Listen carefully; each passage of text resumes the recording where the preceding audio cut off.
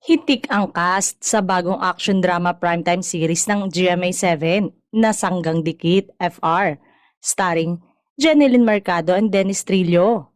More than 30 stars ang ipinakilala nila sa media conference ng upcoming series na pinagbibidahan ng mag-asawa. Bukod pa sa magsushooting sila sa Milan in Italy, Zurich in Switzerland at Dubai, United Arab Emirates.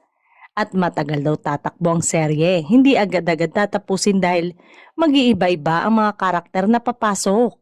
Kaya naman may ibang nakaisip na malaprobinsyano ito na paiba-iba ang cast, may papasok at may mga bagong aalis. At si Dennis na kaya ang totoong katapat ni Coco Martin? Gagampanan ng aktres na si Roberta Bobby Enriquez, a bubbly but highly competitive policewoman.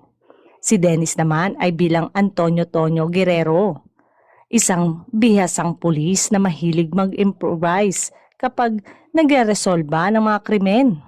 Parehong may mga personal na dinadala sina Bobby at Tonyo ay pinagsama sa isang high profile. Bukod sa Denjen, kasama rin sa serye sina Juancho, Joros Gamboa, Nova Villa, Marina Benipayo, Chanti Videla, Sam Pinto, at Lumpia Queen na si Abby Marquez at marami pa.